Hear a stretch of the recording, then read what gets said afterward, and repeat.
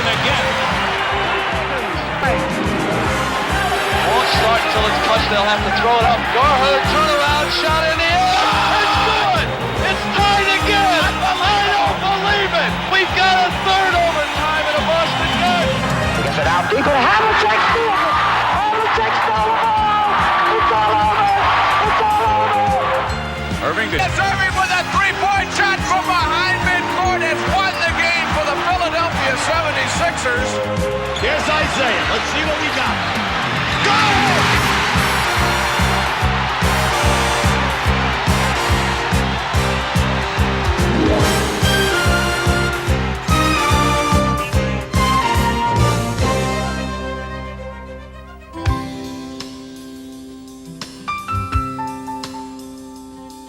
It seemed like invariably the ball would end up in my hands and I would be the GOAT or the hero. When you were the hero, everything was fine. When not, you knew that you were going to be criticized for it, and I think I learned to accept that. In key situations when the crowd was really very emotional, you know, I felt that I could do anything, and most of the time I did.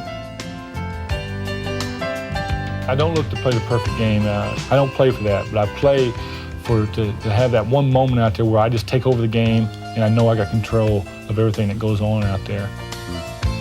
It's like you're shooting and you're putting your hand in the basket, and as it goes through, you're taking your hand out. It's an awesome feeling. It's a feeling Isiah Thomas and Bernard King would share in the opening round of the 1984 playoffs. The two superstars would raise each other's game amid the sweltering heat of Joe Louis Arena, in a fifth and deciding contest that would be remembered less for its outcome than for the tenacious way in which it was played. Explaining to you how hot it was. I had to take off my coat because I was through my shirt and through my coat, and we didn't even get going yet. He has the flu.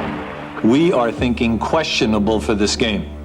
He's playing with two splints because he had dislocated fingers, dislocated middle finger on each hand.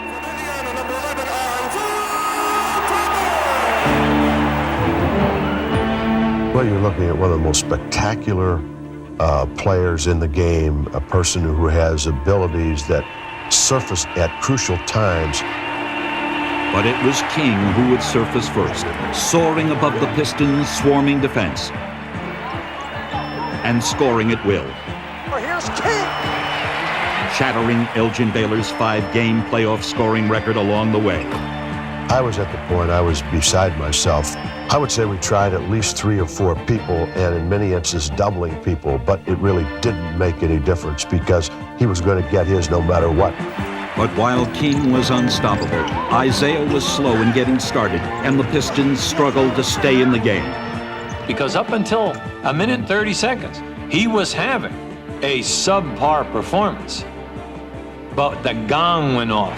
Isaiah's got it back from the top. Yes! Needed that. What happens? He clicks on, and all of a sudden, the ball is his, the game is his. To Isiah in a hurry. With a minute and 45 seconds to go, we're up double figures. Isiah Thomas has been held by Rory Sparrow and Darrell Walker, and all of a sudden, Isiah goes off. Scores 16 points in 1 minute and 33 seconds. And the foul! You say, my God, did I see this or am I dreaming this? I think everyone knew pretty much it would get down to these two people. King was pretty consistent all night at being spectacular. Isiah picked the moments. Puts the defense to the hole, throws it up, and he is fouled. He did it in a hurry, that helped. Yes, he did. Hubie Brown's up off the bench going crazy. We were fouling him when we shouldn't even foul him. The magical players, the Isiah Thomases, answering the bell. They demand the ball. The players who are playing with them feel the electricity. Knicks need to call timeout. But in that fourth quarter, and then into the fifth quarter, Bernard King just would not let us lose. There's King over Jordan. Yes! Bernard King! Those great individuals that we have in the league, the Magics, the Birds, the Bernard Kings, the Isiah Thomases, have some special way of getting to other levels. Well, when you take the heat. Pass to Lambeer on top by Isiah. Three-pointer. And the pressure of the game. Lewis went up with the left hand. King with a sensational rebound. I've had people say to me that they thought that it will go down as one of the 5 greatest games ever played in the NBA.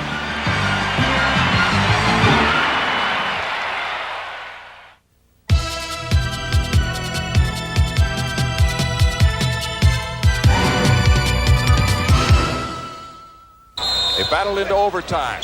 Albert King, Barkley for 3! Oh, no! Michael Jordan, no timeout. Michael into the front court. Left corner shot by Jordan. Good!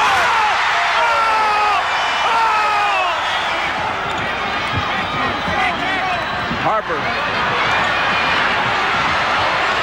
Online with 1 second to go.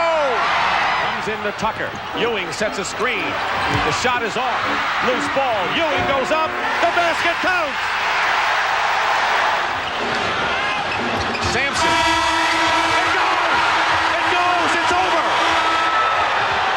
3 seconds left. Out the doctor. He's got a crack at it. Three-pointer. He got it.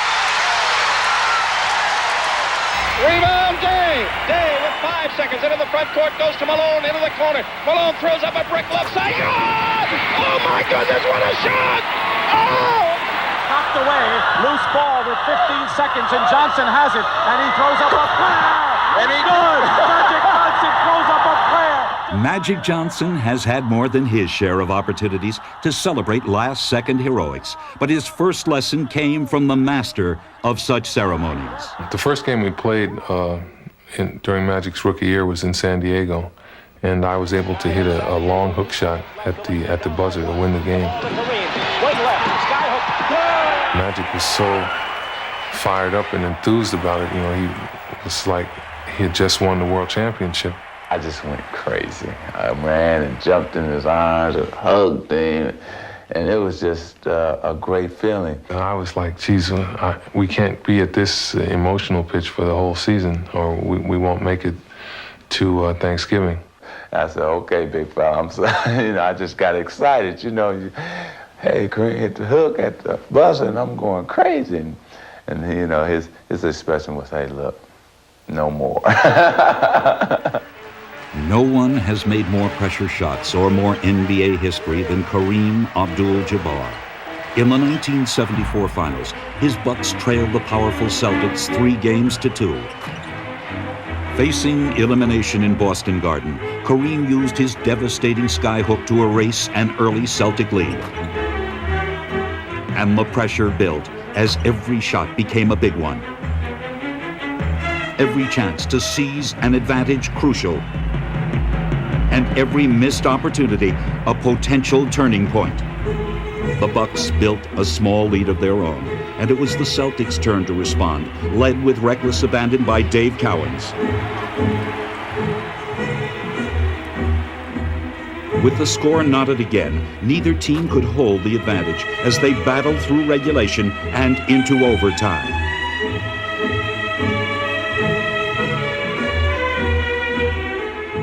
True to their tradition of last-minute heroics, the Celtics got stronger as the game grew longer, and the Boston faithful expected a familiar outcome.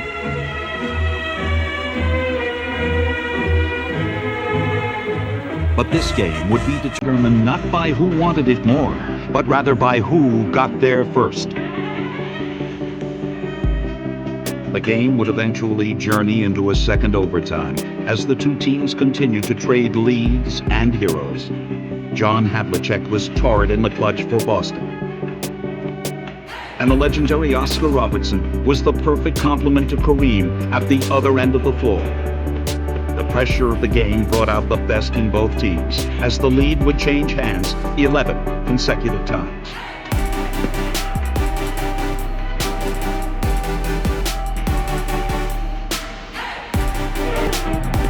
But with time winding down, the balance suddenly shifted as the Celtics' fiery leader Dave Cowens fouled out. And insult was added to injury as little-used Mickey Davis hit to put the Bucks up by 1. But Havlicek would deliver yet again, and Boston regained the lead. The game had seen everything but an ending, and with 7 seconds remaining, it would be up to Kareem to provide one. As he hit the hook, as it would later be called, the victory went to the Bucks, and another chapter of NBA history belonged to Kareem Abdul-Jabbar.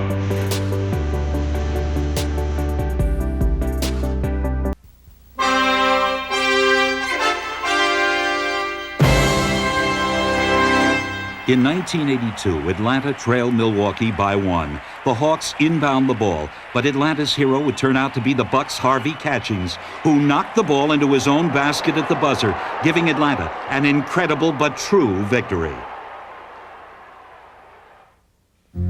When Kareem Abdul-Jabbar and his Milwaukee Bucks took the floor against the New York Knicks, leading 86-68 with 5:50 remaining, their thoughts were of running out the clock on a certain win.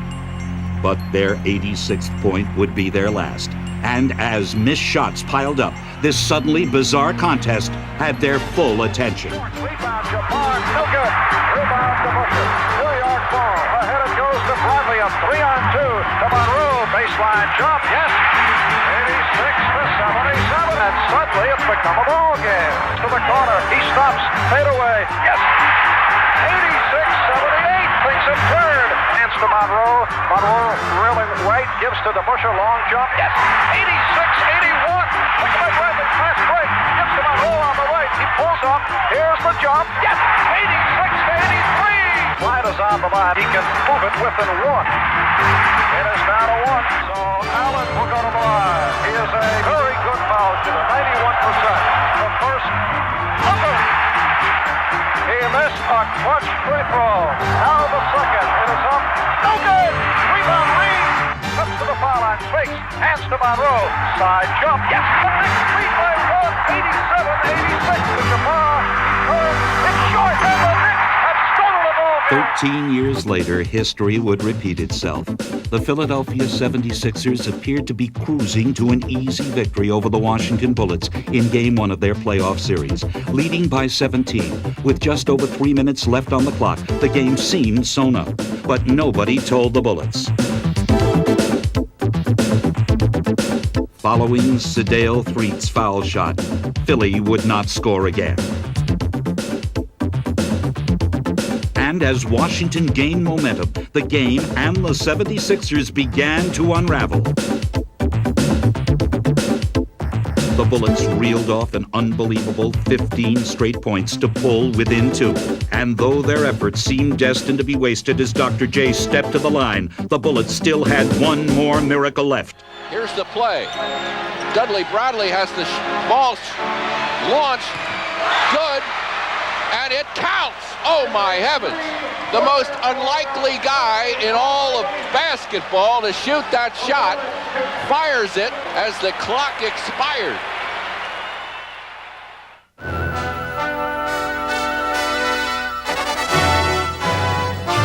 Who did the Bullets look to in the clutch? If it's Game 1 of the 1979 Finals, the answer is Larry Wright. Unfortunately for the Supersonics, this unheralded reserve guard could seemingly do no wrong. Bobby Dandridge will inbound and under Larry Wright puts it up. No good! But a foul was called on Dennis Johnson, I believe. A foul is on Dennis Johnson with no time on the clock, and they're going to let Larry Wright go to the free throw line. A foul on Dennis Johnson, no time showing on the clock, so all Larry Wright needs to do is make one and the ball game is over.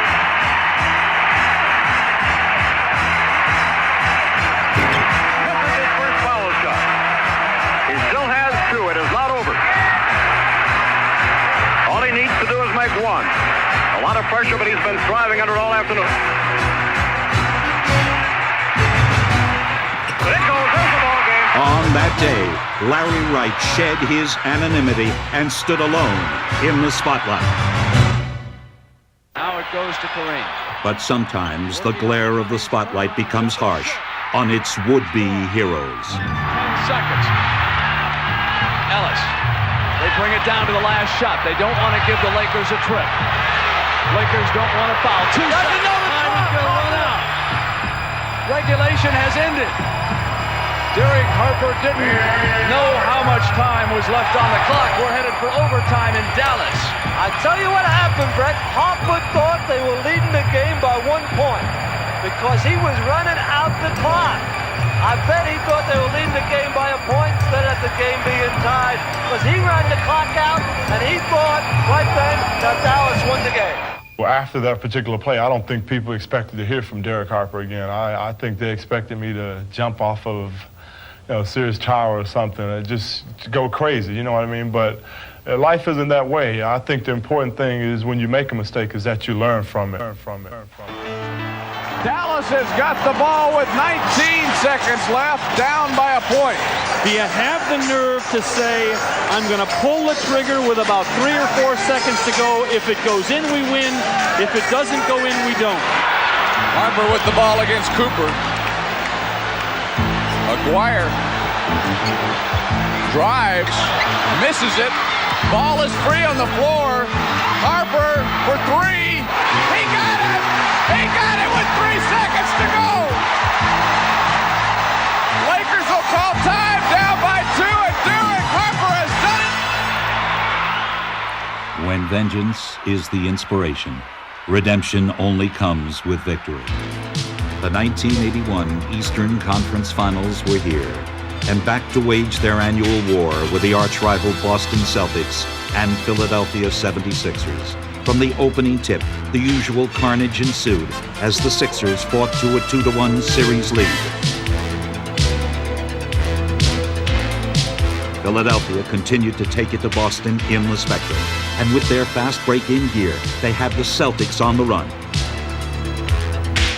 And seemingly on the ropes, as Bobby Jones' last-minute interception preserved the win and gave the Sixers a commanding 3-1 series lead. But though on the verge of elimination, Boston was not about to concede. They have to beat us 4 times. Let's don't look at it any other way than that. One of these 2 great teams has to lose 4 ball games, and until we lose that 4th one, we're still in it. After leading the Celtics to a Game 5 victory at home, Larry Bird took Game 6 into his own hands as momentum and the bounces were suddenly going Boston's way.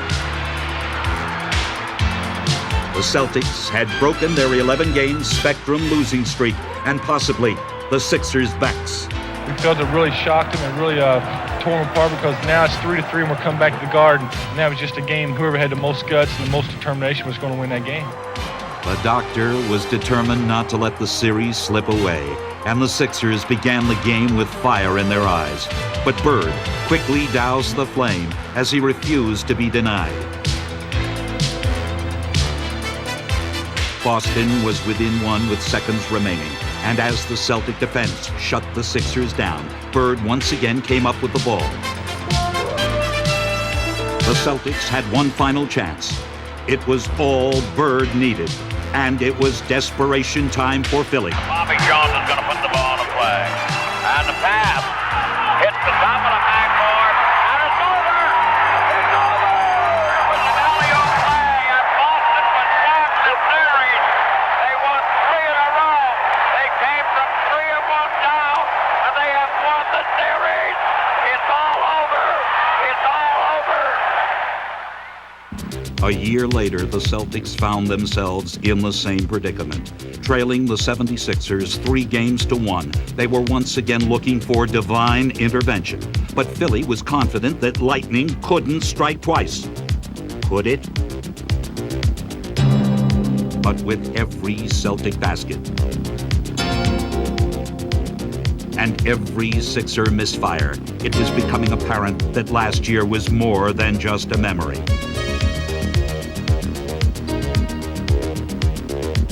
And as they ran Philly out of the Garden, Boston had momentum and history on their side.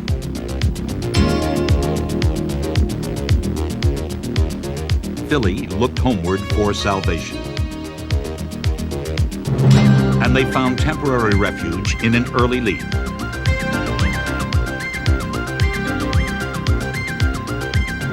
But as if on cue, Bird and McHale led a second-half charge.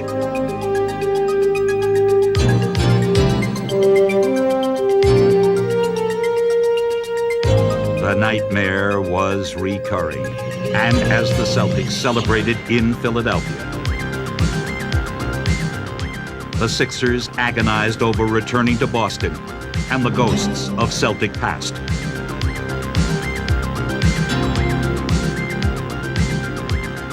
As Game 7 began, Philadelphia raced off quickly to their customary early lead.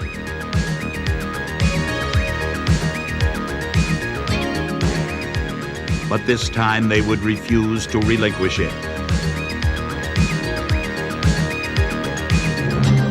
And as it became clear that Philly had finally earned the right to move on, Boston Garden echoed with a stirring tribute.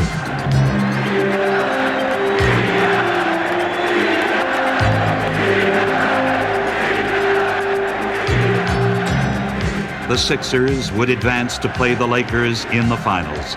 And although their celebration was a year delayed, for Julius Erving and his Philadelphia 76ers, redemption could not have been sweeter.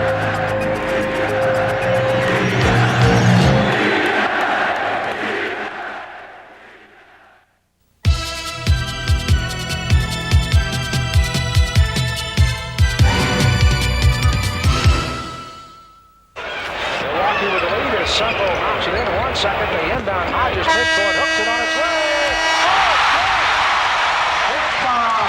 11 points for Sickman. It's 59-52 at the buzzer. It's good. Tyler misses a follow, and Spiro comes out running. Unbelievable. Bagley at the buzzer. Oh, shot by John Bagley. 1 second to go. Unbelievable. Three-pointer. 77. Campbell will throw it up and hit it. Davis.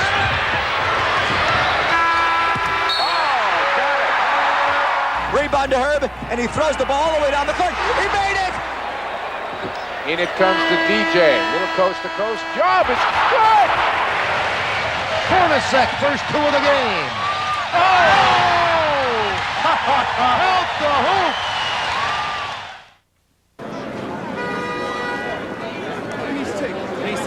Who signed that ticket? Anybody sign? The place was Madison Square Garden. The year was 1970. Laker Goliath Wilt Chamberlain joined fellow superstars Elgin Baylor and Jerry West in search of LA's first NBA title. But the New York Knicks had a quest of their own. It was whether a group of individuals who really shared and who compensated for weaknesses and shared strengths could be the champions. The awesome task of stopping Chamberlain fell on the broad shoulders of Willis Reed. And the battle raged as the team split the first two games. In Los Angeles, the struggle continued as they remained deadlocked into the waning seconds of Game 3. Floor. I mean, just chaos for a while. And the thing that Dick Barnett said to all of us when he came to the bench, he said, because we guys are kind of down a little bit, he said, what's wrong with you fellas? He said, this game's not over. It just started. Taking their teammates' words to heart, the Knicks stole back the momentum and the series lead.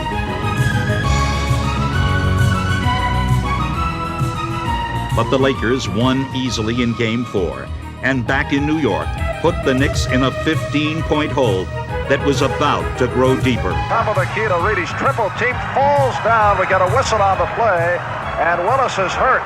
Willis was our leader. He was the big man. He was the enforcer. Willis very slow to get up.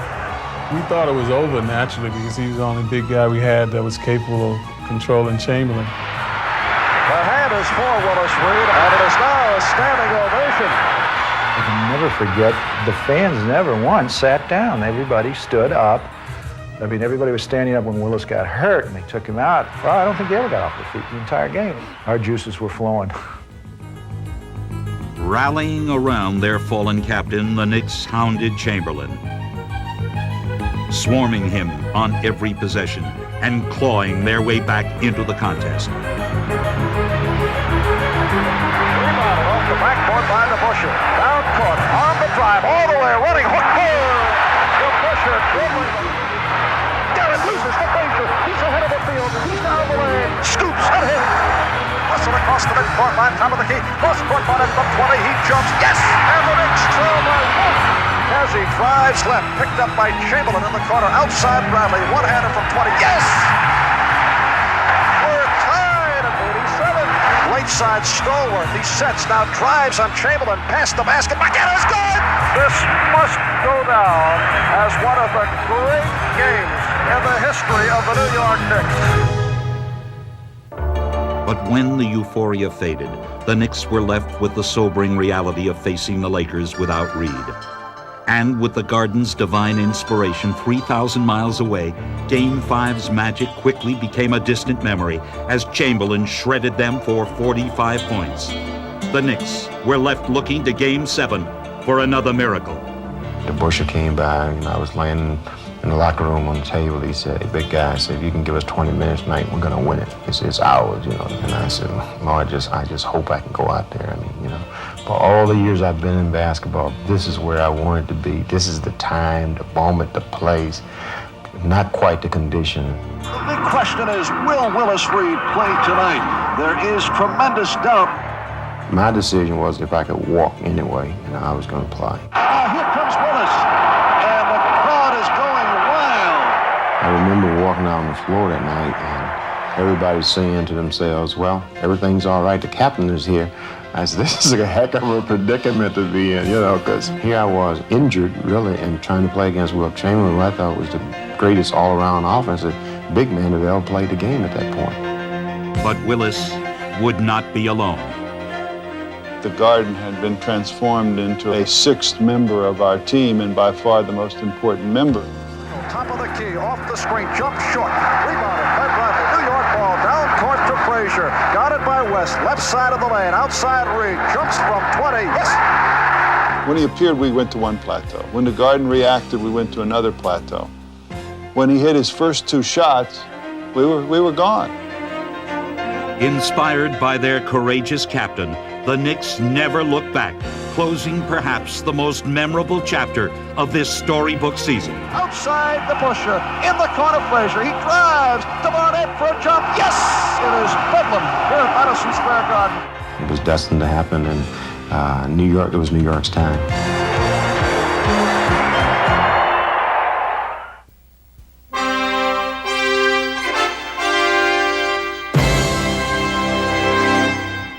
Johnson will bring it in. The Purvis short. Back to Johnson from 55 feet. Oh, it's good! He banks in a 55-footer. Still got a second left.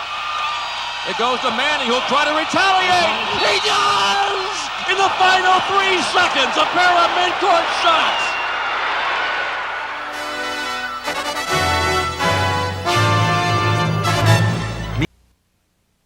On June 4th, 1976, the Boston Celtics faced the Phoenix Suns in the 5th game of the NBA Finals.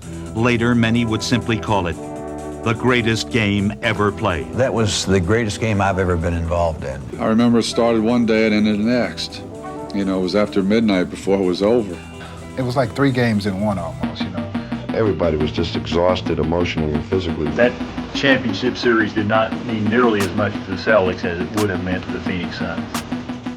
Heavily favored Boston had grabbed the first 2 games of the series before being stunned 2 straight in Phoenix. And as the venue shifted back to Boston Garden, each team was set to battle for the series lead.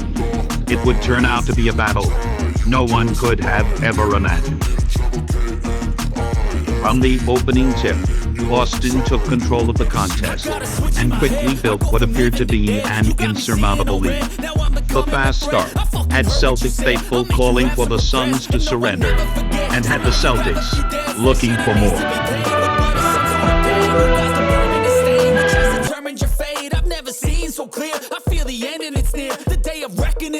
I remember that Boston had us down by 20 or 22 points. We had to call 3 timeouts in the first quarter. We were really reeling. But the Suns refused to quit, and their confidence grew as the Celtic lead diminished.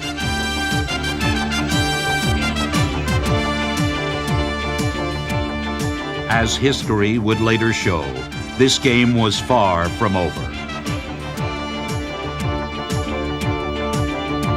Once Phoenix got close, Boston was unable to shake them.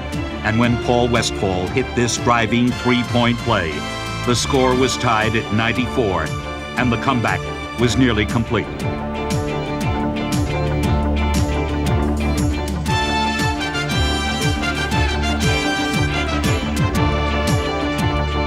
With 3 seconds remaining, Phoenix had a chance for victory, but Dave Cowens deflected the inbounds pass, and the two teams looked towards overtime, tied at 95.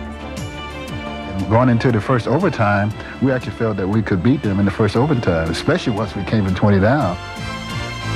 But it was Boston who struck first. And with Phoenix quick to answer, the chase was on. There were so many highs and lows. You thought you had it won, and all of a sudden you were elated. Within a second, it would turn around and you felt you were defeated. As the end of overtime approached, the score was still tied, but this time Boston would go for the win. Nelson, he waits, they set it up. It comes to Havlicek, deep in the corner. Havlicek's shot is not good. Second overtime coming up. As the two teams staggered into a second overtime, the pace raced faster. And you can feel the tension in the Garden start picking up and picking up. There was a lot of tremendous individual plays in those overtimes. By the end of the second OT, the challenge came not only from each other, but from within. 15 seconds to go. Phoenix down by 1. Here's a steal by Westphal to Van Arsdale to Perry. It won't go. Perry gets the rebound. Perry from the corner scores it. Curtis Perry scores it. 5 seconds to go. Oh, I don't believe it. I do not believe it. But Boston would still have one more shot. The guy we were most concerned about was Havlicek, and we wanted to have help, and I'll be a son of a gun if he didn't break loose. He's coming around to the left. The shot is good. The shot is good, and that's it. The ball game's over. Hold the phone. The Celtic fans are going bananas. The game is not over. I don't think the game is over. There's 2 seconds remaining, I do believe. I remember thinking that we won, leaving the floor after that second overtime, and realizing that there was 1 second left on the clock, and they brought us back out. We were down by 1, and under the rules of the time, we would have to have the ball out underneath the basket, which makes it almost impossible to get the ball down the floor and get a good shot in 1 second. So we decided to call a timeout. Heads-up call by Westphal to call a timeout and give us the technical. Out of bounds on the end line. The shot is good by JoJo White. JoJo White made the free throw, put them up by 2, but we would still get the ball at half court. So instead of being down by 1, we'd be down by 2, but at least we'd have a chance to tie the game. 1 second remaining in the second overtime. We had a 2-option play, and one was designed for Paul Westphal down in the corner, and the other option was for Curtis Perry to throw the ball to Garfield Heard up the top of the key. Nelson stood between myself and the basket, so the only thing I could do was break out to get the ball. And I got a good pass from Curtis, and just kind of like instant reaction, just turn and shoot and hope that you get it off in time. Won't start until it's touched. They'll have to throw it up. Gar Heard, turnaround, shot in the air. It's good. It's tied again. I don't believe it. We've got a third overtime in the Boston Garden. And when I took the shot, if I don't know whether it's on the film or not, but I kind of looked over at the official to make sure. And when he threw his hand up in the air, I was just hoping it would go in. As two physically and emotionally drained teams pushed towards a third overtime, the only thing that didn't suffer was the quality of play. But as night became morning, fatigue was undeniable and Boston's bench became a factor. At the end of that third overtime period, there was a lot of players that were role players. Your 8th, your 9th, your 10th people were on the floor playing the nitty-gritty time. Back out to Havlicek. Underneath to McDonald. The ball away. Glenn McDonald! Glenn McDonald! But to counter Boston's depth, Phoenix reached deep inside. to the credit of our players, they never gave up. I'll say one thing about that 76 team. They refused to quit. In the final seconds, the Suns again closed within 2 points. And at this juncture of the game, anything seemed possible. But Westfall and the Suns would come up one miracle short. The Celtics would take a dramatic step towards their 13th title by winning the longest game in NBA Finals history.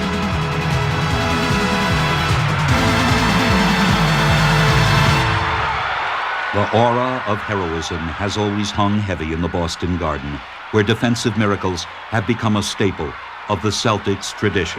Greer's putting the ball in play. He gets it out deep, and Havlicek steals it over the stand zone. Havlicek stole the ball. It's all over. It's all over. Johnny Havlicek is being mobbed by the fans. Johnny Havlicek. Nearly 2 decades later, Celtic defense would again haunt its opponent with the method and results equally dramatic. And now to Magic. Back over to Worthy, and it's picked off. Goes to Henderson, he lays it off and in. It's all tied up. A great play by Henderson. Henderson's heroics forced Game 2 of the 1984 Finals with LA into overtime. Boston would eventually win the key contest and go on to grab its 15th NBA title.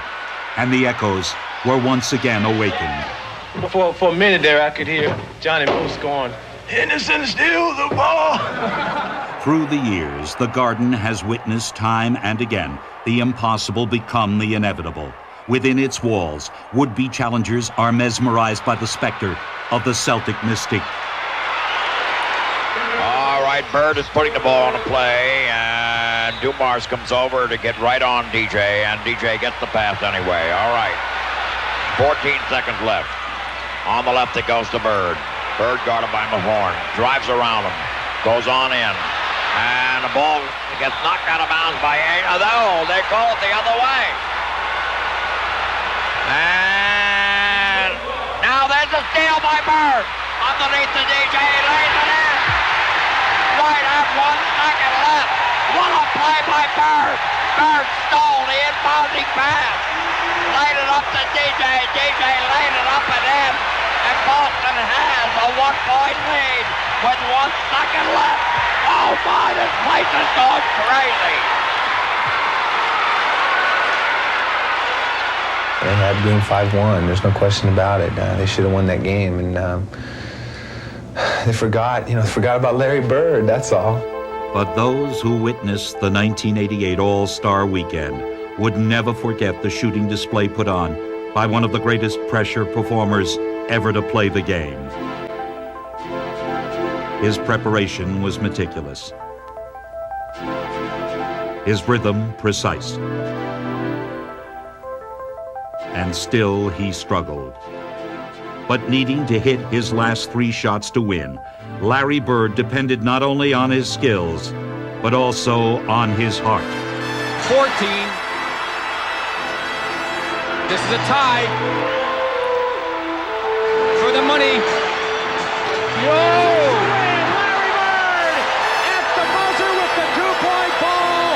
17-15 defends the long-distance shootout crowd at Chicago Stadium. Our winner is Larry Bird.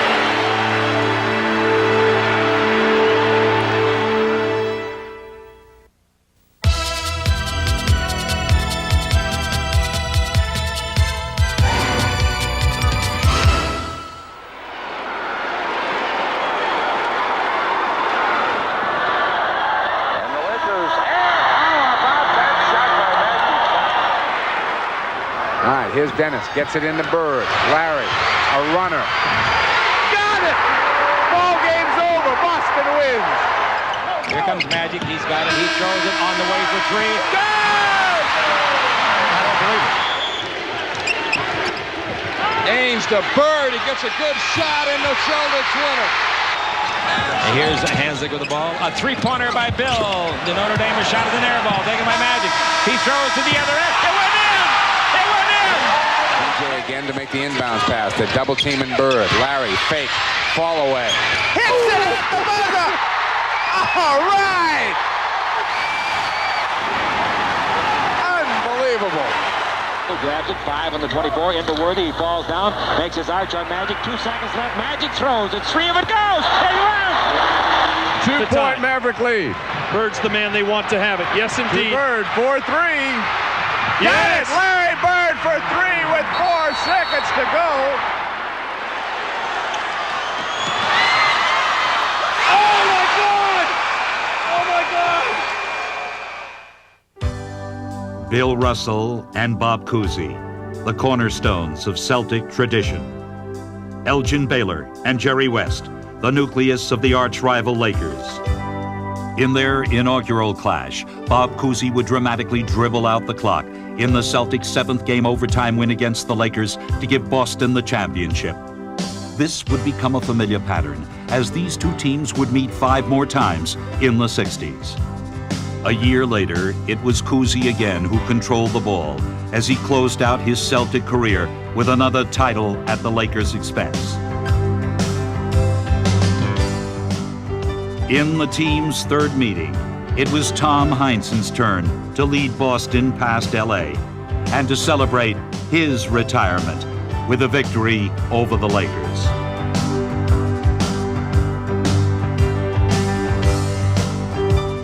As Casey Jones ran out the clock on another Game 7 Celtic triumph over Los Angeles, Red Auerbach puffed on his final victory cigar as Celtic coach. 1968 saw Bill Russell assume the player-coach role, but their annual skirmish yielded familiar results. I just remember the same old story. We just play as hard as we could possibly play, and always end up the Celtics on top. In their final meeting of the decade, fate played another cruel trick on LA as Don Nelson's prayer was answered. Of all the losses, that was the worst I ever had to endure. That was one that I just simply emotionally couldn't cope with. I think as a player, when you give everything you have and when you're so close, against the same team, you almost feel like an arrogance that they have. And they're sort of laughing at you. And that's the most frustrating thing of all. As the 1980s arrived, 2 new protagonists rekindled the rivalry. Larry Bird took center stage. 1 second! Shoot it! Shoot it! Shoot it!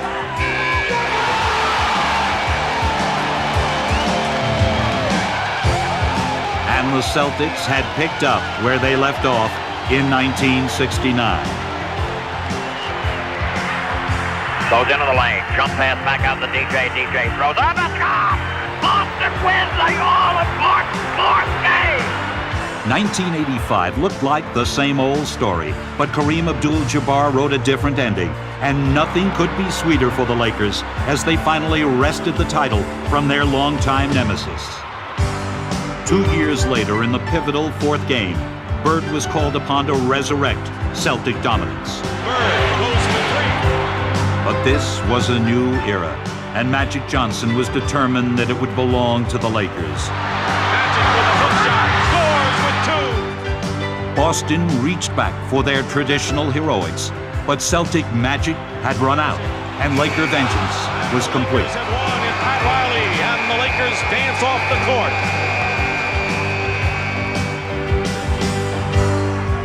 It was their time. They had established themselves as the team of the 80s.